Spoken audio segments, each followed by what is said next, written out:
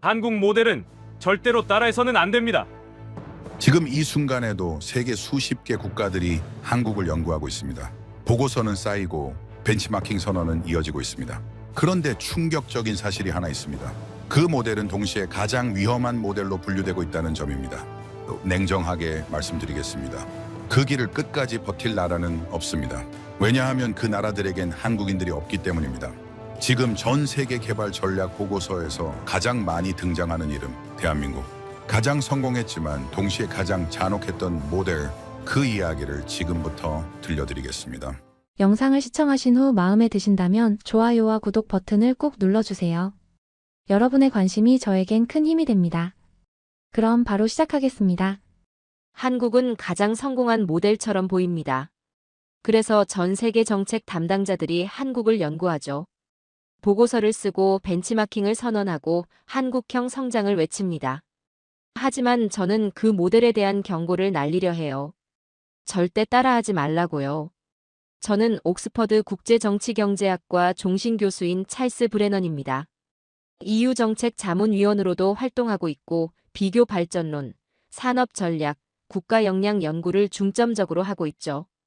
30년 넘게 개발도상국 성장 모델을 연구해왔습니다. 그 30년 동안 저는 수십 개 나라의 성공과 실패를 직접 목격했어요. 그리고 한 가지 결론에 도달했습니다.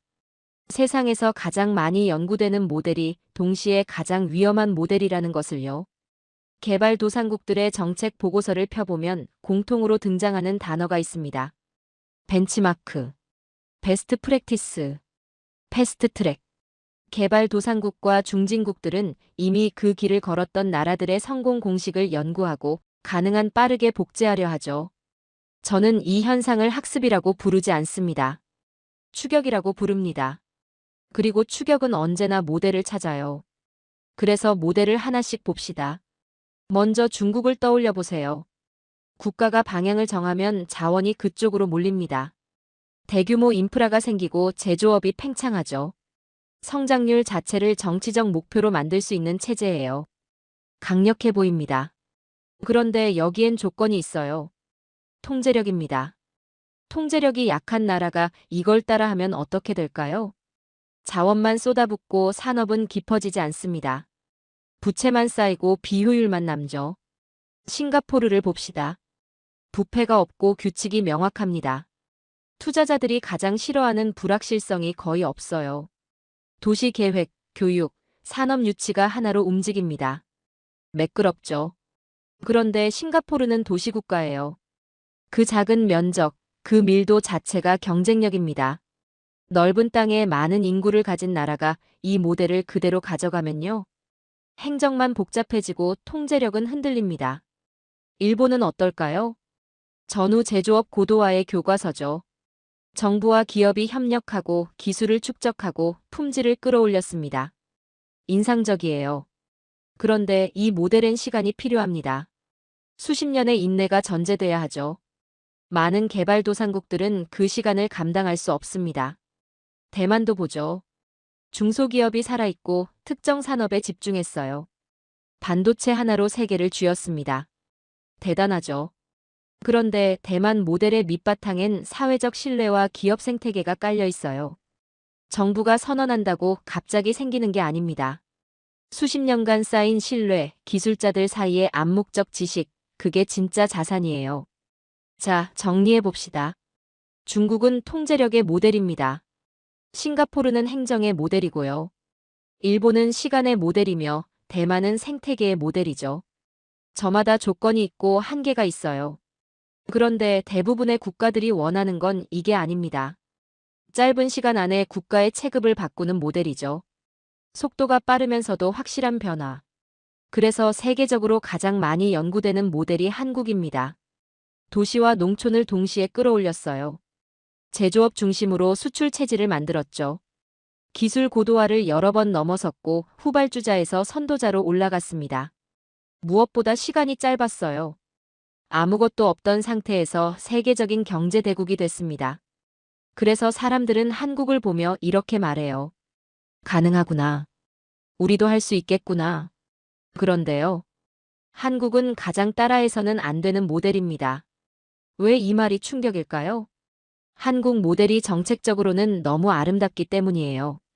수출로 돈을 벌고 돈으로 인프라를 깔고 인프라로 제조업을 키우고 제조업으로 기술을 만들고 기술로 선진국이 되는 이 흐름이 너무 매끈하게 보이죠.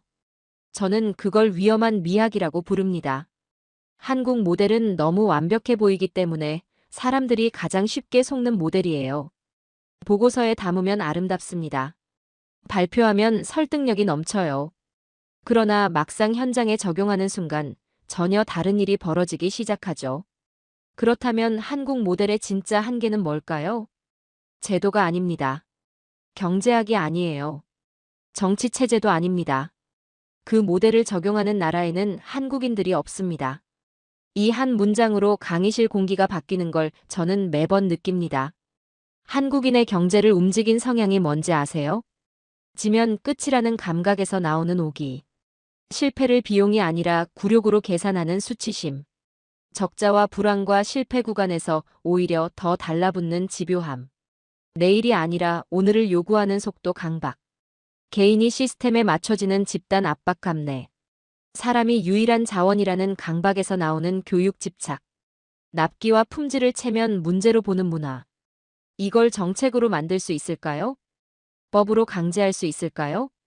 예산으로 살 수 있을까요? 불가능합니다. 여러분이 복제하려는 건 정책이에요. 하지만 한국이 실제로 수출한 건 정신 상태였습니다. 성공은 연구될 수 있습니다. 하지만 복제될 수는 없죠. 앞으로 우리는 두 부류를 보게 될 겁니다. 한국을 따라 했지만 무너진 나라들. 그리고 한국과 함께하며 부분적 성공을 거둔 나라들입니다. 한국은 가장 성공한 모델처럼 보이죠. 그러나 이해 없이 적용하는 순간 가장 잔인한 실패를 선물하는 모델이 됩니다. 한국을 따라 한 나라들이 있습니다. 정말 많아요. 정책 보고서에 한국을 명시하고 한국 전문가를 초청하고 한국식 전략을 선언했죠. 실제로 한국 모델을 적용했다고 발표한 나라들이 수십 개국입니다. 그런데 결과는 어땠을까요? 대부분 실패했습니다. 왜 그랬는지 하나씩 봅시다. 먼저 카자흐스탄을 볼까요? 2000년대 들어서 카자흐스탄 정부는 한국의 포스코 모델을 집중 연구했습니다. 철강을 기반으로 중공업을 키운다는 전략이었죠. 나자르바예프 대통령이 직접 한국을 방문했어요. 포스코 광양제철소를 둘러봤고 포항공대도 방문했습니다. 그리고 돌아가서 선언했죠. 우리도 한국처럼 철강 강국이 되겠다고요. 실제로 한국 전문가들을 초청해서 컨설팅을 받았어요. 제철소 건설 계획을 세우고 산업단지 설계도 한국식으로 했습니다. 정부 주도로 대규모 투자가 이루어졌죠. 조건은 오히려 한국보다 좋아 보였어요. 풍부한 철광석이 있었고 에너지 자원도 넘쳤죠. 광활한 국토에 국가 주도 개발 전략까지 갖췄습니다. 실제로 대형 제철소가 들어섰고 산업 플랜트도 지어졌어요. 한국식 산업단지도 조성됐죠. 초기 몇 년간은 성공처럼 보였습니다. 그런데 문제는 다음 단계에서 터졌어요. 한국은 철강을 만들고 나서 거기서 멈추지 않았습니다. 포스코가 철강을 생산하자마자 뭘 했나요? 그 철강으로 조선소를 키웠어요. 현대중공업, 대우조선해양, 삼성중공업이 포스코 철강으로 배를 만들었죠. 자동차를 만들었고 건설기계를 만들었고 플랜트를 수출했습니다. 철강 하나가 수십 개 산업으로 퍼져나간 거예요. 철강이 끝이 아니라 시작이었죠. 카자흐스탄은 어땠나요? 철강은 만들었습니다. 생산량도 늘었어요. 그런데 거기서 멈췄습니다. 철강을 기반으로 한 2차 산업이 일어나지 않았어요. 조선도 안 됐고 자동차도 제대로 안 됐고 기계 산업도 정체됐죠. 고부가가치 제조업으로 전환하는데 실패했습니다. 결국 철광석과 철강을 수출하는 구조에서 벗어나지 못했어요. 왜 그랬을까요? 다음 단계로 가려면 적자를 견뎌야 합니다. 조선소 지으면 몇 년간 돈이 안 들어와요. 자동차 공장 돌리면 초기엔 품질 문제로 욕먹죠.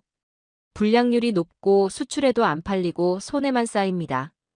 그 구간을 버텨야 하는데 카자흐스탄은 버틸 자신이 없었던 거예요. 왜냐고요? 자원 수출로 돈이 들어오니까 그 압박이 약했던 겁니다. 굳이 적자를 견디면서 조선소를 키울 필요가 없었던 거죠. 한국은 달랐어요.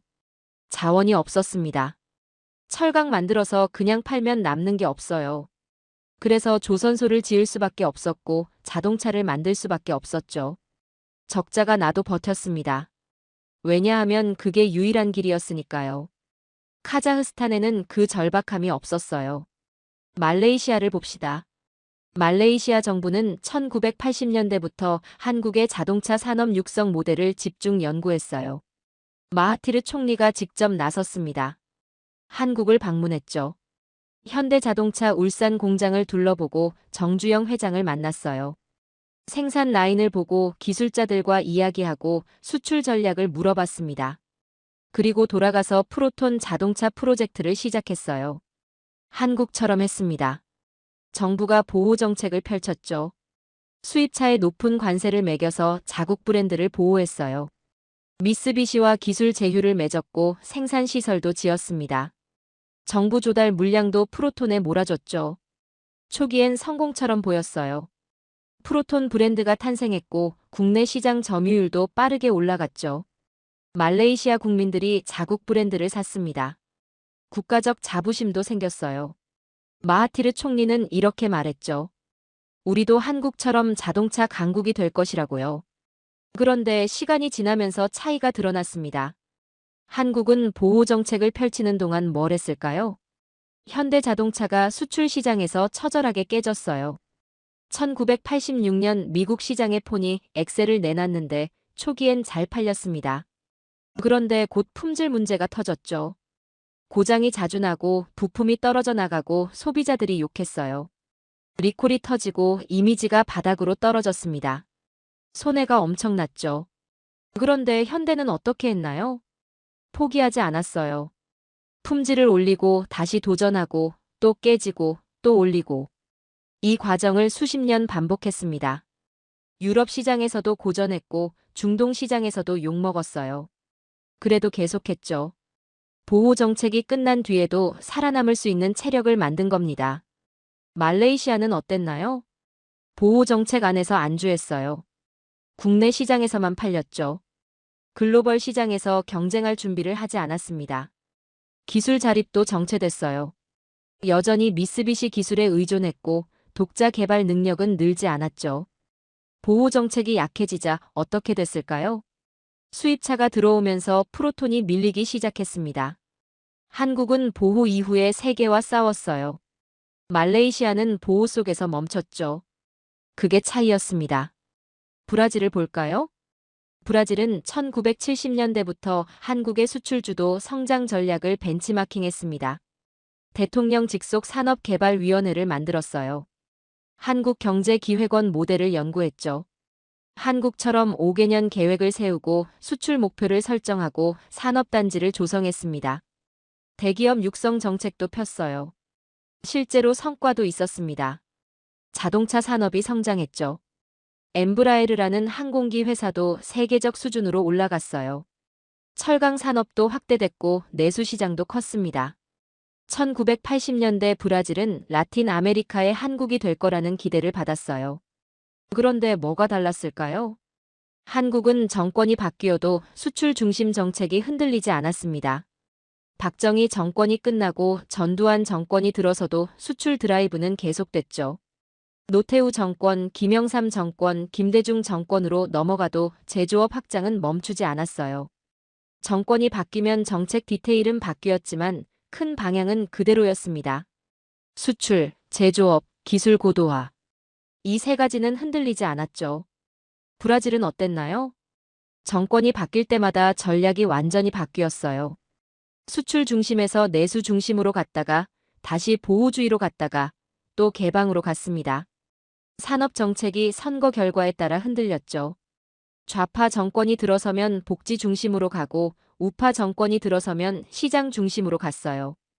그러다 보니 장기 프로젝트가 중간에 끊겼습니다. 10년짜리 계획이 5년 만에 폐기되고 새 정권이 새 계획을 내놓고 또 폐기되고 기업들은 어떻게 됐을까요?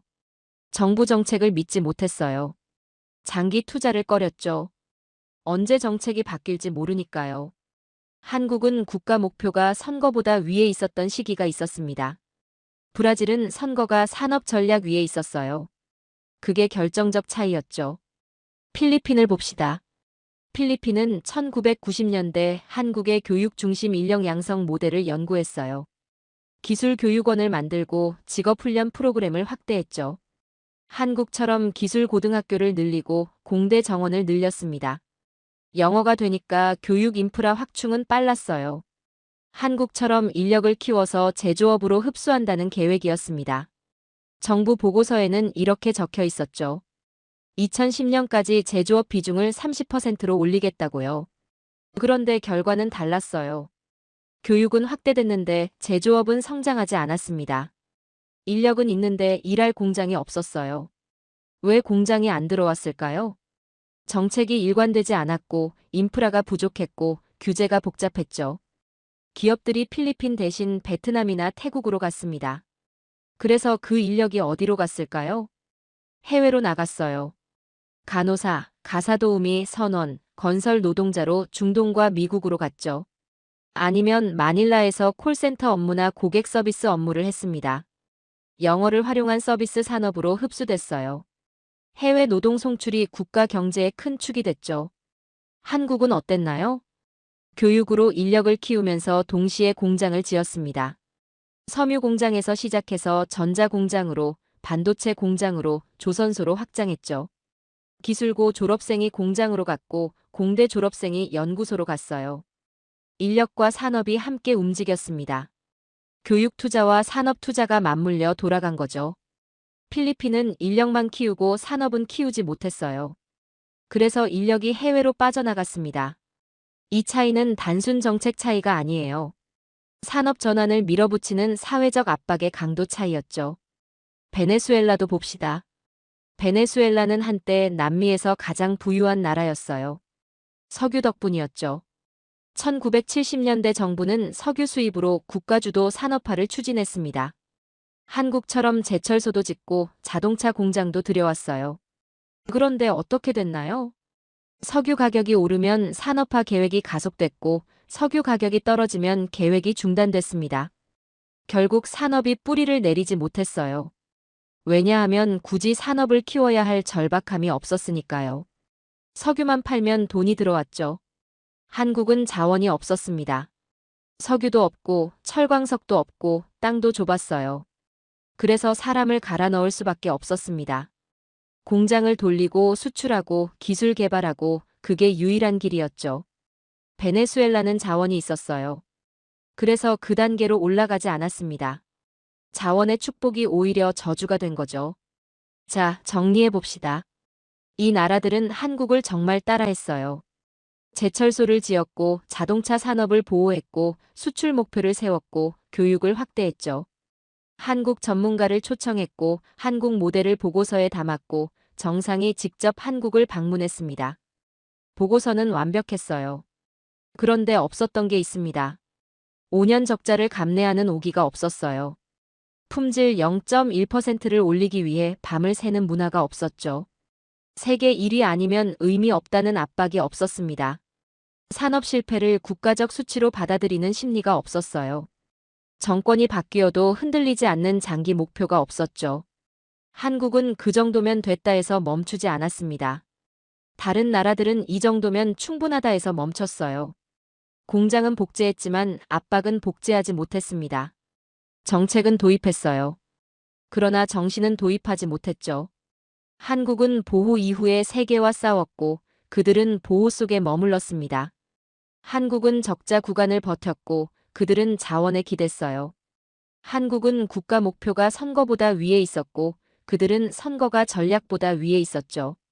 그렇다면 한국과 함께한 나라들은 어땠을까요? 한국이 직접 들어가서 참여한 곳은 왜 달랐을까요? 한국이 현장에 들어간 순간 무엇이 바뀌었을까요? 참고와 참여는 완전히 다릅니다. 참고는 보고서를 읽는 거예요.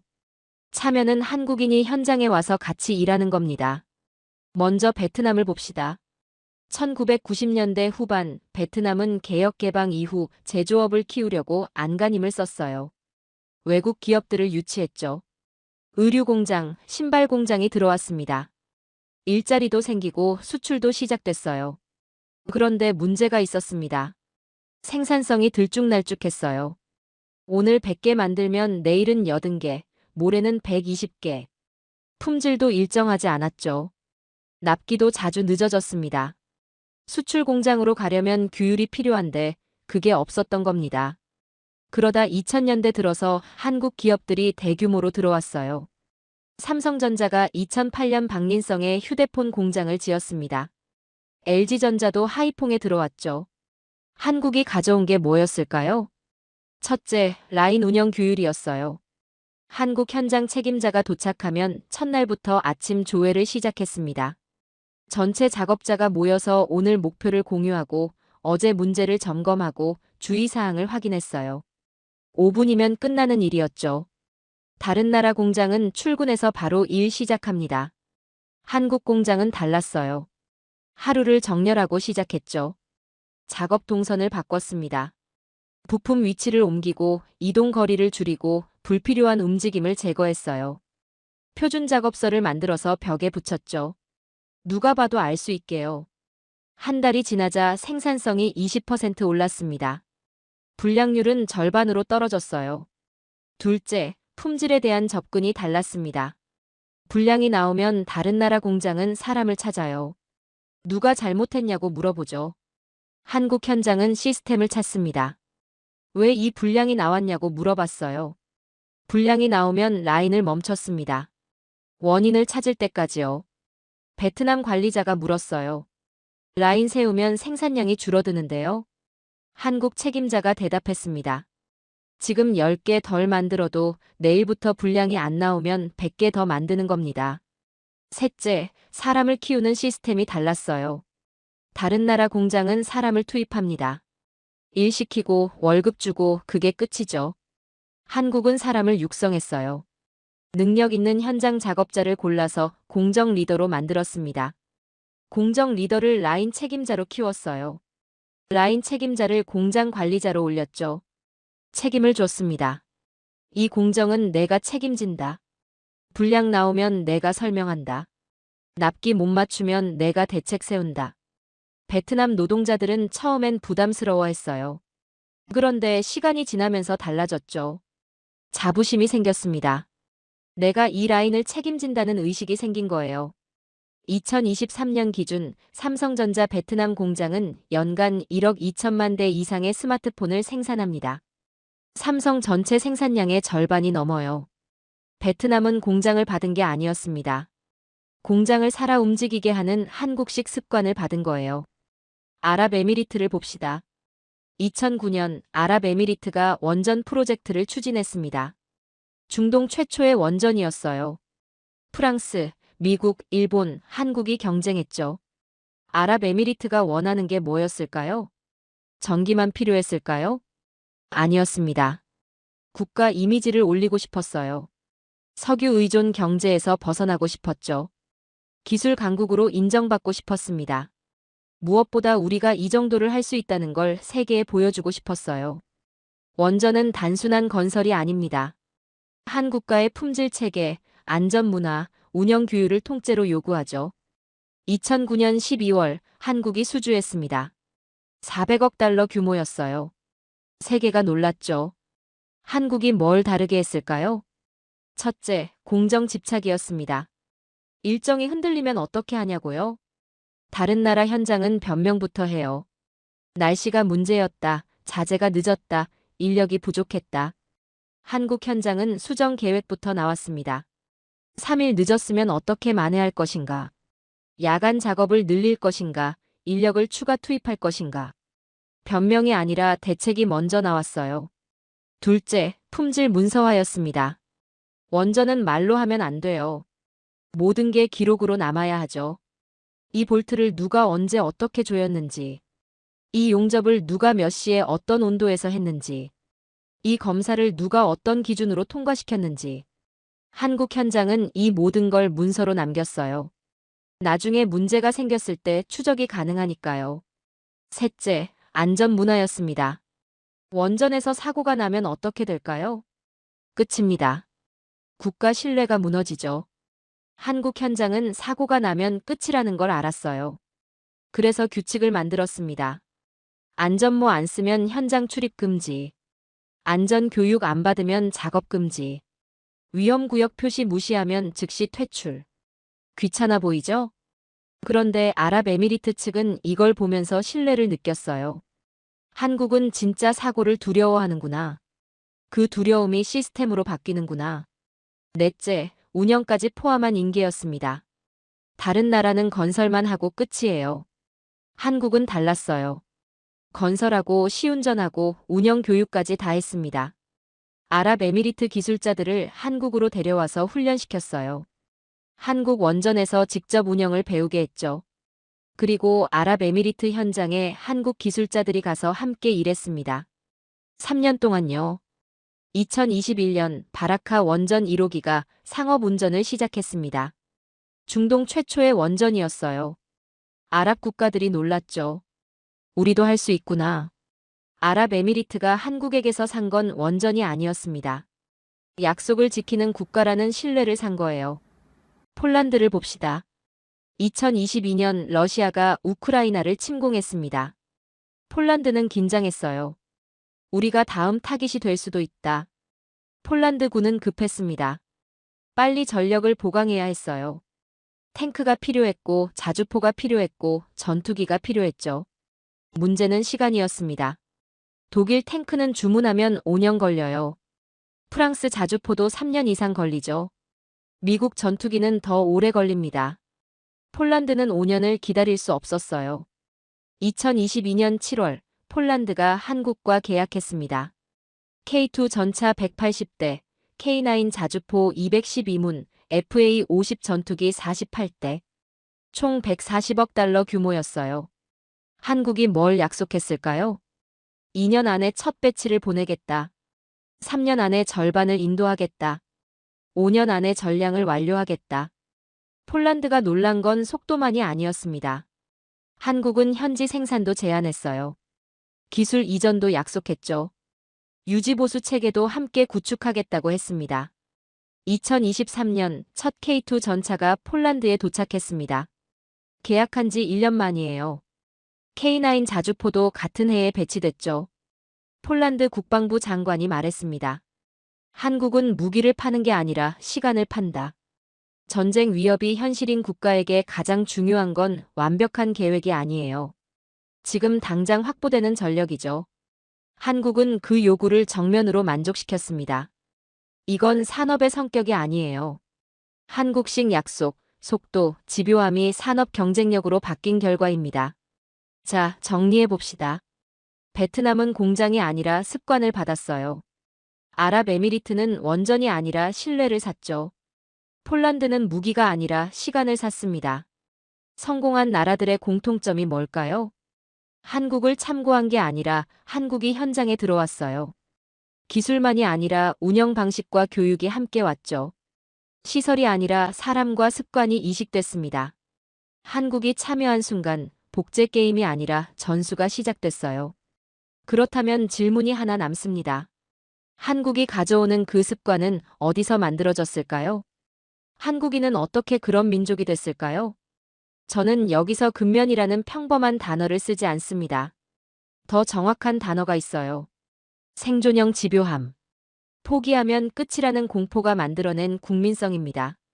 먼저 전제를 깔고 가야 해요. 가난한 나라는 많고 전쟁을 겪은 나라도 많고 식민지를 겪은 나라도 많습니다. 그런데 왜 어떤 나라는 재건에 실패하고 어떤 나라는 튀어오를까요? 한국은 단순히 가난했던 게 아니에요. 가난을 운명으로 받아들이지 않았던 나라였습니다. 이게 첫 번째 차이예요.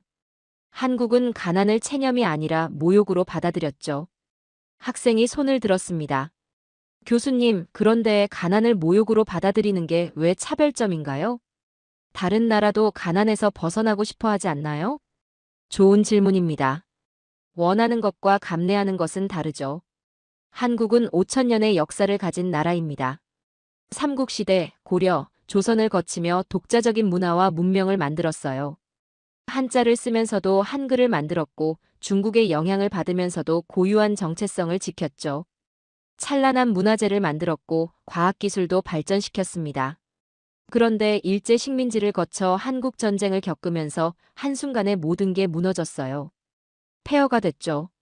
한국인에게 이 가난은 역사의 정상 상태가 아니었습니다.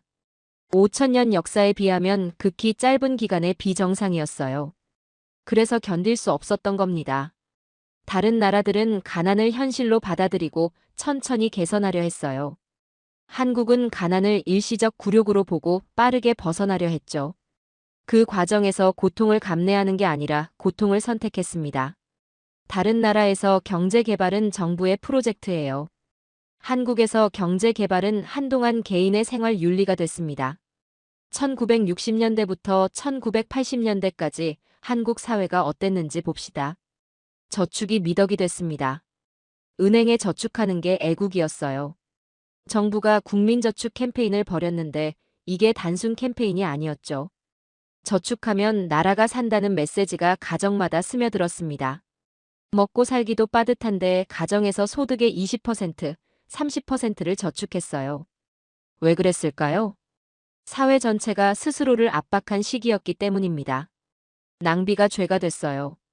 1970년대 혼분식 장려 운동이라는 게 있었습니다. 쌀밥에 밀가루나 보리를 섞어 먹자는 운동이었죠. 쌀을 아껴서 수출하자는 거예요. 학교 급식에서 검사를 나왔고 쌀밥만 먹으면 안 됐습니다. 혼분식을 안 하면 벌금을 물렸어요. 사치가 나라 망신으로 취급됐습니다. 1970년대 사치성 소비 억제 정책이 있었는데 고급 음식점 출입을 제한했고 골프장 이용을 규제했고 외제차 구입을 막았죠. 이게 정책 동원이었을까요? 아니에요. 사회 전체가 스스로를 압박한 시기였습니다. 이 시기 한국인에게 국가 발전은 남의 일이 아니었어요. 내가 버텨야 나라가 버틴다는 감각이 사회에 퍼졌죠. 새마을 운동을 봅시다. 외국이 새마을 운동을 오해하는 포인트가 있어요.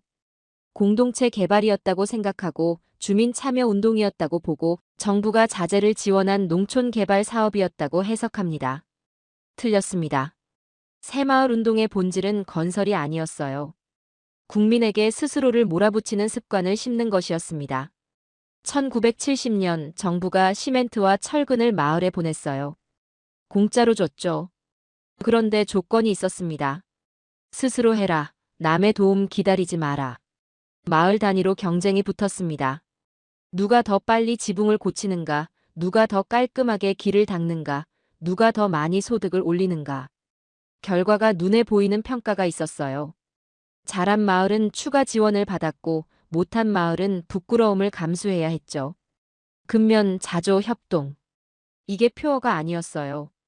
압박이었습니다. 다른 학생이 손을 듭니다. 교수님, 그런데 다른 나라도 농촌 개발 프로젝트를 했잖아요. 왜 한국만 성공했나요? 핵심은 동기부여 방식이었습니다. 외국의 유사 프로젝트는 지원금이 끊기면 멈추고 리더가 바뀌면 무너지고 공동 작업장이 방치됐어요. 한국은 달랐습니다. 왜 그랬을까요? 부끄러움이 시스템으로 작동했기 때문입니다. 우리 마을이 뒤처지면 창피하다. 옆 마을보다 못하면 수치다. 이 감각이 사람을 움직였어요. 한국은 인센티브보다 체면으로 움직였습니다. 교육 집착을 봅시다. 자원이 없으면 선택지는 두 가지예요. 자원을 빌리거나 사람을 만들거나. 한국은 둘 다 했지만 결국 믿은 건 사람뿐이었습니다. 그래서 교육은 투자가 아니라 국가적 집착이 됐어요. 1960년대부터 1990년대까지 한국 가정이 소득의 20%에서 30%를 교육에 썼습니다. 먹고 살기도 빠듯한데 교육비로 그만큼 쏟아부었어요. 왜 그랬을까요? 대학이 신분 상승의 통로였기 때문일까요? 아니에요. 국가 생존의 통로였기 때문입니다. 기술자가 되어야 공장에 취직하고 공장에 취직해야 월급을 받고 월급을 받아야 가족이 먹고 살고 가족이 먹고 살아야 나라가 돌아가죠. 교육이 개인의 출세가 아니었어요. 생존 전략이었습니다. 1970년대 기술고등학교가 급증했습니다. 공업고등학교, 상업고등학교가 전국에 생겼어요. 왜 그랬을까요? 공장이 필요로 하는 기술자를 키우기 위해서였습니다. 기계 다룰 줄 아는 사람, 용접할 줄 아는 사람, 전기 다룰 줄 아는 사람이 필요했어요. 대학 진학률이 폭발적으로 올랐습니다. 1970년 26%였던 대학 진학률이 1990년 33%, 2000년에는 68%까지 올랐어요. 왜 이렇게 올랐을까요? 배워야 살 수 있었으니까요. 한국 사회는 사람을 자원처럼 다뤘습니다. 잔인하죠. 그런데 그게 압축 성장을 가능하게 했어요. 자원이 없는 나라가 강해지는 방법은 단 하나입니다. 사람이 자원이 되는 나라가 되는 것. 한국은 그걸 해냈어요. 경부고속도로를 봅시다. 1968년 서울에서 부산까지 고속도로를 만들겠다는 계획이 나왔습니다. 428km였어요. 대부분 국가는 이런 질문을 합니다. 수요가 충분한가? 돈은 있는가? 경제성이 맞는가? 여론은 어떠한가? 당시 한국 상황은 어땠을까요? 전국에 자동차가 3만 대도 안 됐고 돈도 없었고 기술도 부족했습니다. 경제학자들이 반대했어요. 수요가 없다고 시기상조라고 했죠. 그런데 한국은 다른 질문을 했습니다. 이걸 만들면 나라가 달라질 것인가? 우리가 못하면 누가 하는가? 지금 안 하면 언제 하는가? 1968년 2월 착공해서 1970년 7월에 완공했습니다. 불과 2년 5개월 만이었어요. 세계가 놀랐습니다. 어떻게 그렇게 빨리 만들었냐고요? 한국은 가능성을 토론하지 않았습니다. 가능성을 완성으로 바꿔버렸어요. 이게 한국식 결단의 특징입니다. 수출 강국으로의 도약을 봅시다. 1964년 한국의 수출액이 1억 달러를 넘었습니다. 정부는 수출 100억 달러를 목표로 내걸었어요. 사람들이 비웃었죠. 불가능하다고 꿈 같은 소리라고 했습니다. 그런데 1977년 100억 달러를 달성했어요. 13년 만이었습니다. 여기서 멈췄을까요? 아니에요. 1995년 수출 1000억 달러를 넘었습니다. 2011년 5천억 달러를 넘었어요. 2021년 6천억 달러를 넘었죠. 세계 7위 수출 대국이 됐습니다. 어떻게 가능했을까요? 수출은 단순히 물건을 파는 게 아니었어요. 국가 생존 전략이었습니다. 한국 기업들은 수출 계약을 따내기 위해 무슨 일을 했을까요? 납기를 맞추기 위해 밤을 새웠어요. 품질 기준을 맞추기 위해 불량품을 전수 검사했죠. 경쟁국보다 빨리 배를 띄우기 위해 주말도 반납했습니다. 왜 그랬을까요? 수출 계약을 못 따내면 공장이 멈추고, 공장이 멈추면 사람들이 일자리를 잃고, 일자리를 잃으면 가족이 굶고 나라가 무너진다. 이 감각이 현장을 움직였어요. 1970년대 한국 건설사들이 중동으로 갔어요. 사막에서 공사를 했죠. 낮 기온이 50도를 넘었습니다. 밤에는 영하로 떨어졌어요. 다른 나라 인부들은 더우면 쉬고 추우면 쉬었죠. 한국 인부들은 달랐습니다. 더워도 일했고 추워도 일했어요. 왜 그랬을까요? 납기를 맞춰야 했으니까요. 납기를 못 맞추면 다음 계약이 없고, 다음 계약이 없으면 일자리가 없고, 일자리가 없으면 가족이 굶는다. 중동 발주처가 놀랐습니다. 한국인들은 뭐가 다르냐고요? 한국은 일을 하는 게 아니라 살아남으려고 했던 겁니다. 자, 정리해 봅시다. 한국인의 집요함은 성격이 아니에요. 사회 구조였습니다. 체면이 압박이 됐고, 경쟁이 습관이 됐고, 교육이 생존이 됐고, 국가 목표가 개인 윤리가 됐고, 그 정도면 됐다가 금지되는 문화가 만들어졌죠. 그래서 한국은 열심히 하는 나라가 아니라 멈추지 않는 나라가 됐습니다. 이제 보게 될 겁니다. 이 집요함이 산업 현장에서 어떤 괴물 같은 경쟁력을 만들어내는지. 특히 반도체에서요. 이제 반도체 이야기를 해봅시다. 반도체는 기술 산업이 아니에요. 긴장 유지 산업입니다. 수개월 동안 24시간 비상체제를 유지하며 미세한 흔들림을 끝까지 잡아내는 싸움이죠. 이 싸움에서 한국이 강한 이유는 장비가 아니라 사람과 조직의 성향입니다. 반도체는 한 번 잘하면 끝나는 산업이 아니에요. 매일 다시 증명해야 하는 산업입니다. 학생들이 기대하는 거대한 산업 이야기를 먼저 잘라내야겠네요. 반도체는 광고로 팔리지 않습니다. 로맨스로 굴러가지 않아요. 수율과 재현성으로만 살아요. 여기서 핵심을 박아야 합니다. 기술 격차는 종종 아이디어가 아니라 같은 결과를 매일 똑같이 내는 능력에서 벌어집니다. 한 학생이 손을 들었습니다. 교수님, 수율이 그렇게 중요한가요? 기술이 좋으면 수율은 자연스럽게 올라가는 거 아닌가요? 그건 가장 흔하게 하는 착각입니다. 기술이 좋다고 수율이 올라가지 않아요. 공정을 통제해야 수율이 올라갑니다. 반도체 공정이 몇 단계인지 아세요? 수백 단계입니다. 한 단계만 흔들려도 뒤 단계가 연쇄 붕괴를 일으켜요. 온도가 0.1도 흔들리면, 압력이 조금만 달라지면, 시간이 몇 초만 어긋나도 불량이 나옵니다. 불량이 늘면 어떻게 될까요? 원인을 찾기 전까지 라인은 전쟁 상태가 돼요. 반도체 라인은 공장이 아닙니다. 24시간 긴장 상태를 유지하는 조직이에요. 한국이 강한 지점은 천재적 발명이 아니라 운영의 집요함입니다. 안정화라는 지옥을 봅시다. 새 라인이 들어가면, 새 공정이 시작되면, 새 장비가 도입되면 그 순간부터 시작되는 싸움이 있어요. 오늘의 수율이 내일도 나와야 합니다. 밤과 낮의 차이가 없어야 해요. 교대조가 바뀌어도 결과가 동일해야 하죠. 작은 이상 징후를 감이 아니라 데이터와 현장으로 잡아야 합니다. 수개월 동안 24시간 한 번도 긴장을 풀지 않는 조직만이 살아남아요. 대부분의 사회는 그 긴장을 비인간적이라고 거부합니다. 한국은 그걸 필요한 대가로 받아들였죠.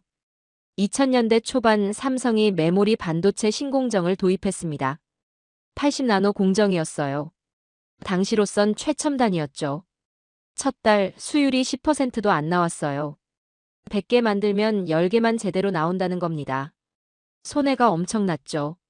다른 회사였으면 어떻게 했을까요? 공정을 멈추고 원인을 분석하고 천천히 개선했을 거예요. 삼성은 달랐습니다. 라인을 멈추지 않았어요. 돌리면서 고쳤습니다. 어떻게 했을까요? 24시간 비상체제로 들어갔어요. 엔지니어들이 교대로 현장을 지켰습니다. 온도 데이터를 1시간마다 확인했고, 압력 변화를 실시간으로 추적했고, 미세한 이상 징후가 보이면 즉시 라인을 세웠어요. 왜 이상이 났는지 찾았습니다. 원인을 찾으면 바로 수정했어요. 수정하고 다시 돌렸죠. 또 문제가 나오면 또 찾고, 또 고치고, 또 돌렸습니다. 3개월이 지났습니다. 수율이 50%로 올라갔어요. 6개월이 지났습니다. 수율이 80%가 됐죠. 1년 뒤 수율이 90%를 넘었습니다. 세계 최고 수준이었어요. 어떻게 가능했을까요? 수개월 동안 조직 전체가 긴장을 풀지 않았기 때문입니다. 한국식 강점은 속도가 아니라 복구력이에요. 문제가 터지면 어떻게 하냐고요? 다른 나라 현장은 내일 보자고 합니다. 한국 현장은 지금 끝내자고 해요. 원인을 못 찾으면 어떻게 하냐고요? 다른 나라는 어쩔 수 없다고 합니다. 한국은 끝까지 파라고 해요. 재발하면 어떻게 하냐고요? 다른 나라는 운이 나빴다고 합니다.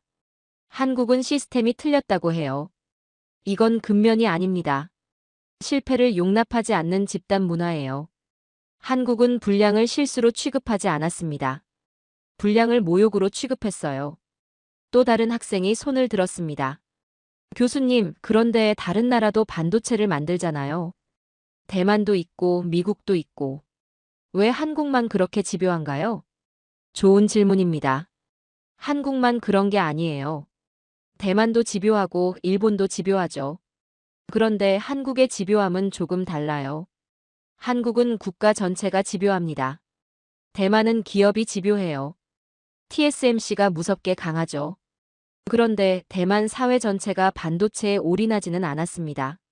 한국은 달랐어요. 삼성만 반도체를 한 게 아니에요. 정부가 반도체를 밀었고, 은행이 돈을 댔고, 대학이 인력을 키웠고, 사회가 그걸 지지했습니다. 왜 다른 나라가 못하냐가 아니라 왜 못 버티냐의 문제예요. 장비는 살 수 있습니다. 인력은 뽑을 수 있어요. 특허는 우회할 수 있죠. 하지만 한 가지는 못 삽니다.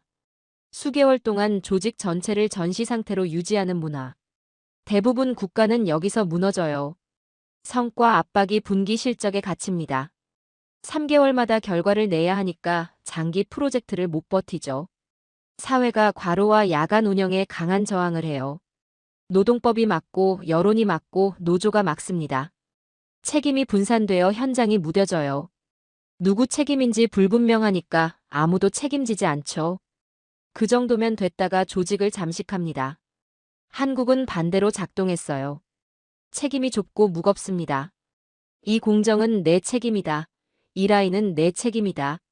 명확했어요. 현장이 살아있습니다. 문제가 생기면 회의실이 아니라 현장으로 갔어요. 보고서가 아니라 현장 데이터를 봤죠.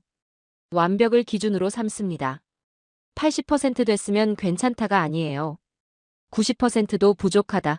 95%도 부족하다. 99%를 넘어야 한다. 조금만 흔들려도 다시 조입니다. 어제 수율이 92%였는데 오늘 91%가 나왔어요. 1%밖에 안 떨어졌죠? 한국 현장은 난리가 납니다. 왜 떨어졌냐, 원인이 뭐냐, 당장 찾아라. 반도체는 국가가 아니라 국민성의 산업입니다. 2020년 삼성이 3나노 공정 개발을 발표했어요. 세계 최초였습니다. TSMC도 못한 걸 삼성이 먼저 했죠. 어떻게 가능했을까요? 단순히 기술 때문이었을까요? 아니에요. 버텼기 때문이에요. 3나노 공정 개발에 몇 년이 걸렸는지 아세요? 5년 넘게 걸렸습니다. 5년 동안 수천억을 쏟아붓고 수천 명의 엔지니어가 매달렸고 수만 번의 실험을 반복했어요. 중간에 포기하고 싶은 순간이 얼마나 많았을까요? 수율이 안 나오고 비용이 폭발하고 경쟁사가 먼저 갈 것 같고. 그런데 포기하지 않았어요. 끝까지 갔습니다. 왜 그랬을까요? 여러분이 한국을 따라 하려면 공장을 먼저 짓겠습니까? 아니면 문화를 먼저 바꾸겠습니까? 공장을 먼저 짓는 순간 여러분은 이미 한국을 놓칩니다. 그렇다면 질문이 남습니다. 이 비상체제를 가능하게 만든 건 기업만이었을까요? 아니에요. 사회 전체에 압박 구조가 있었습니다. 많은 나라가 산업을 키우려고 해요. 하지만 대부분은 기업만 달립니다.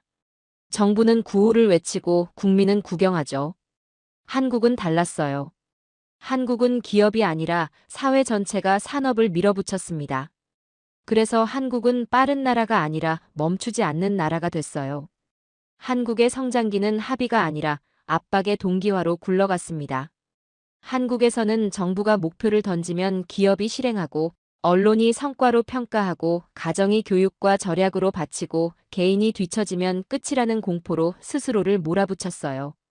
한 학생이 손을 들었습니다.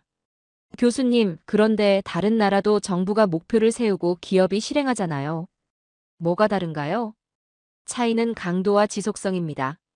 다른 나라는 정부가 목표를 세워도 기업이 반응하지 않거나 기업이 움직여도 국민이 무관심하거나 국민이 관심을 가져도 몇 년 지나면 식어버려요.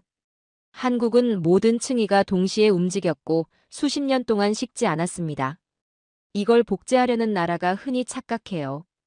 우리는 정책만 가져오면 된다고요. 하지만 정책은 엔진이 아니에요. 압박이 엔진입니다. 체면이 정책을 이긴 나라를 봅시다. 한국은 특이한 사회적 규칙이 있었어요. 실패는 단순 실수가 아니라 망신이었습니다. 뒤처짐은 개인 문제가 아니라 집안의 문제였어요. 약속 불이행은 회사 문제가 아니라 국가 망신이었죠. 그래서 한국은 개선을 하지 않아요. 한국은 수정합니다. 다음엔 더 잘하자가 아니라 이번엔 무조건 맞춰야 한다로 가는 거죠. 교수님, 그런데 그건 너무 가혹한 거 아닌가요? 가혹하죠. 그런데 당시 한국인들은 선택의 여지가 없다고 생각했어요. 1970년대부터 1990년대까지 한국 가정의 교육비 지출 비중이 소득의 20%에서 30%였습니다. 먹고 살기도 빠듯한데 그만큼을 교육에 쏟아부었어요. 왜 그랬을까요? 교육이 유일한 계층 상승의 사다리였으니까요. 아버지가 공장 노동자여도 아들이 대학만 나오면 사무직이 될 수 있었고, 사무직이 되면 중산층으로 올라갈 수 있었고, 중산층이 되면 가난에서 벗어날 수 있었죠. 한국의 가정은 복지가 아니라 국가 산업의 예비 부품 창고였습니다. 거칠지만 정확해요. 한국은 자원이 없었고 사람을 자원으로 만들었습니다. 그 과정은 잔인했지만 강력했어요. 다른 학생이 손을 듭니다. 교수님, 그런데 그렇게 공부만 시키면 창의성은 어떻게 되나요? 혁신은요? 흥미로운 질문입니다. 실제로 한국 교육은 창의성보다 암기를 강조했어요. 혁신보다 모방을 가르쳤죠. 그런데 한국이 필요했던 건 그거였습니다. 1970년대 한국은 혁신이 필요한 단계가 아니었어요. 빨리 따라잡는 게 필요한 단계였죠. 선진국 기술을 빨리 배우고 빨리 적용하고 빨리 생산하는 인력이 필요했습니다. 그래서 암기와 모방이 효율적이었어요. 창의성과 혁신은 나중에 왔습니다. 2000년대 들어서 한국이 선진국 문턱에 도달했을 때 그때부터 창의성과 혁신이 필요해졌죠. 순서가 있었던 겁니다. 언론이 채찍이었던 이야기를 봅시다. 한국의 언론과 사회 분위기는 비교에 기반했어요. 우리가 몇 위냐, 일본은 어디까지 갔냐, 미국 기업은 어떻게 하냐, 세계 시장 점유율이 얼마냐. 1980년대 뉴스를 보면 이런 제목이 나와요. 한국 자동차, 미국 시장 진출. 한국 전자제품, 일본 추격. 한국 조선, 세계 1위 달성. 이런 뉴스가 나올 때마다 사람들이 열광했어요. 우리가 해냈다, 우리도 할 수 있다. 그런데 반대로 이런 뉴스도 나옵니다. 한국 기술, 일본에 뒤처져. 한국 품질, 독일 따라잡지 못해. 이런 뉴스가 나오면 어떻게 됐을까요? 사람들이 분노했어요. 왜 우리가 뒤처지냐, 더 노력해야 한다. 다른 나라에서 국가 프로젝트는 몇 년 지나면 관심이 줄어듭니다. 한국은 관심이 줄어들지 않았어요. 왜냐하면 비교는 계속 업데이트 되니까요. 한국은 성장 목표를 뉴스로 만들었고 뉴스는 다시 압박이 됐습니다. 군대식 조직력이 산업으로 번역된 이야기를 봅시다. 한국 사회는 명령과 실행 구조에 익숙했어요. 이건 단순히 군대 경험 때문이 아니라 사회 전체가 빨리 움직이는 것을 미덕으로 삼았기 때문입니다. 지시가 내려오면 토론보다 실행이 먼저였어요. 실행하고 나서 수정했죠. 실패하면 더 강하게 재시도했습니다. 1990년대 한국 기업들의 의사결정 속도는 세계에서 가장 빨랐습니다. 회의 한 번에 결정이 나고 결정 나면 즉시 실행하고 실행하면서 문제를 고쳤어요. 다른 나라 기업들은 어땠을까요? 회의를 여러 번 하고 보고서를 쓰고 검토하고 승인받고 그 다음에 실행했죠. 한국 기업들은 일단 실행했습니다. 안 되면 다시 하면 되니까요. 한국은 완벽한 계획으로 빨라진 나라가 아니었어요. 불완전한 실행을 반복하면서 빨라진 나라입니다. 이게 한국식 속도의 정체예요. 정권이 바뀌어도 목표가 남은 이야기를 봅시다. 대부분 국가가 한국을 따라하다 무너지는 지점이 여기예요. 자, 정리해 봅시다. 한국의 경쟁력은 공장에만 있지 않았어요. 한국의 경쟁력은 법에만 있지 않았죠. 한국의 경쟁력은 기술에만 있지 않았습니다. 한국의 경쟁력은 사회 전체가 스스로를 압박하는 구조에 있었어요. 그리고 바로 그 이유 때문에 이 모델은 위험합니다. 이 압박을 복제하면 성장할 수 있어요. 하지만 동시에 사회가 부서질 수도 있죠. 그렇다면 이런 구조를 전면 도입할 나라는 있을까요? 한국 모델은 매력적입니다. 너무 매력적이어서 위험해요. 그래서 개발도상국과 중진국은 묻습니다. 우리도 한국처럼 될 수 있나요? 저의 대답은 냉정합니다. 부분은 가능해요. 그러나 한국처럼은 거의 불가능합니다. 이건 비하가 아니에요.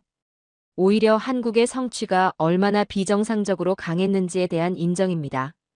먼저 말을 정리해야겠네요. 대부분 국가가 한국처럼을 너무 쉽게 말해요. 한국처럼이란 국가의 체급이 한 세대 안에 바뀌는 것입니다. 그리고 이건 그냥 정책으로는 안 돼요. 정권이 바뀌어도 흔들리지 않는 목표가 있어야 하고 사회 전체가 산업을 압박하는 구조가 있어야 하고 개인이 불합리한 수준의 경쟁과 희생을 감내해야 하고 실패를 모욕으로 받아들이는 집단 심리가 있어야 하고 그 정도면 됐다가 금지된 문화가 있어야 합니다. 이 조건이 동시에 작동해야 한국처럼이 돼요. 교수님, 그럼 결국 한국인이라는 특별한 민족이어야만 가능하다는 건가요? 한국인이 없다는 건 인종 이야기가 아니에요. 집단의 훈련된 반응이 없다는 뜻입니다. 그 반응이 뭐냐고요? 납기 지연은 계약 위반이 아니라 수치예요. 불량은 실수가 아니라 모욕이죠. 적자는 철수 이유가 아니라 버텨야 하는 구간입니다. 국제 비교에서 밀리는 건 통계가 아니라 굴욕이에요. 위기는 정부 탓이 아니라 내가 버텨야 할 순간이죠. 이 반응은 학교에서 가르칠 수 있는 윤리가 아니에요. 수십 년 동안 사회가 사람을 다듬으며 생긴 반사신경입니다. 교수님, 그럼 아예 따라할 수 없다는 건가요? 배울 게 하나도 없나요? 좋은 질문입니다. 배울 수 있는 것과 배울 수 없는 것을 정확히 구분해야 해요. 다른 나라가 배울 수 있는 게 있습니다. 수출 전략의 설계 방식이에요. 어떤 시장을 선택하고 어떤 품목으로 전환하고 어떻게 단계적으로 고도화하는가. 이건 배울 수 있어요. 기술 인력 양성 시스템도 배울 수 있습니다. 기술 교육에서 현장 훈련으로, 현장 훈련에서 관리자 육성으로 이어지는 구조. 이것도 가능해요. 관료 시스템의 실행력도 배울 수 있죠. 명확한 기한, 명확한 책임, 명확한 평가. 이것도 도입할 수 있습니다. 산업 생태계 구축 방법도 배울 수 있어요. 금융, 물류, 표준, 인증, 공급망을 어떻게 연결하는가. 이것도 가능합니다. 외국 기술을 흡수해서 현지화하고 업그레이드하는 루프. 이것도 배울 수 있어요. 그런데 배울 수 없는 게 있습니다. 사회 전체의 집단 압박을 장기간 유지하는 것. 이건 못 배워요. 장시간 노동과 고강도 경쟁을 국가적 합의로 감내하는 것. 이것도 못 배웁니다. 실패를 모욕으로 받아들이는 문화. 이것도 못 배워요. 국가 목표가 개인 윤리로 내려앉는 구조. 이것도 못 배웁니다. 기술은 가져갈 수 있어요. 시스템도 가져갈 수 있죠. 하지만 한국의 압박 엔진은 가져갈 수 없습니다. 교수님, 그럼 어떤 나라가 한국을 따라할 수 있을까요? 후보가 있나요? 많은 사람이 떠올리는 후보가 있어요. 동아시아의 일부 국가들이죠. 교육열이 있고 경쟁 문화가 있습니다. 소규모 고효율 국가들도 있어요. 행정 능력이 뛰어나죠. 자원 부국 중에 개혁 의지가 있는 국가들도 있습니다. 그런데 인정하면서도 말해야 해요. 경쟁 문화가 있다고 한국이 되는 게 아닙니다. 행정이 잘 된다고 한국이 되는 것도 아니에요. 자원이 많다고 한국이 되는 건 더더욱 아니죠. 결국 필요한 게 뭐냐고요? 압박의 강도가 필요합니다. 지속기간이 필요해요. 사회가 감내하는 희생 수준이 필요하죠. 위기에서 결속하는 능력이 필요합니다. 장기 목표를 포기하지 않는 습관이 필요해요. 이 5가지가 동시에 필요합니다. 그런 조합은 희귀해요. 그래서 한국이 기준이 된 겁니다. 저는 마지막으로 이렇게 정리하고 싶습니다. 한국의 성장은 잘해서만이 아니에요. 살아남기 위해 그렇게까지 한 성장입니다. 이 말이 중요한 이유가 뭘까요? 한국의 성취를 운이나 환경이 아니라 국민의 의지로 설명하기 때문이에요. 여러분은 한국의 결과를 원하지만 한국의 비용은 원하지 않습니다. 정권이 바뀌어도 목표가 남는 나라가 얼마나 될까요? 불량을 모욕으로 느끼는 사회는 흔치 않아요. 경쟁 문화가 있어도 30년을 버티는 건 또 다른 문제죠. 한국은 사회 전체가 그 정도면 됐다를 금지한 나라였습니다. 이제 남은 질문은 하나예요.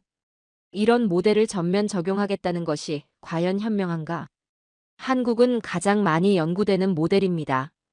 그러나 동시에 가장 위험한 모델이에요.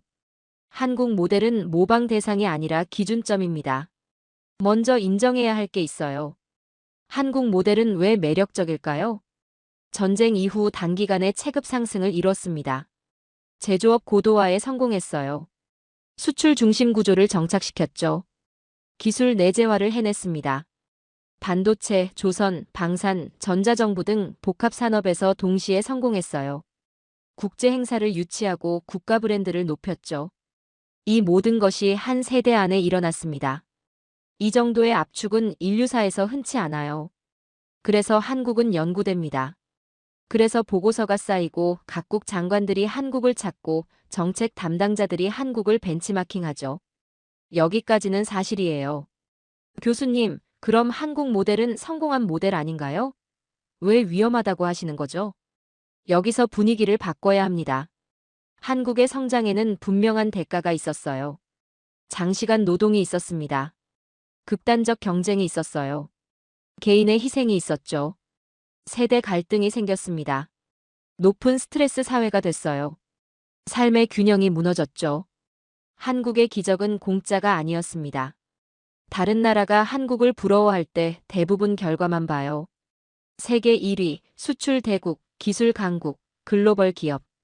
하지만 그 아래에 있던 건 버텨낸 사람들이었습니다.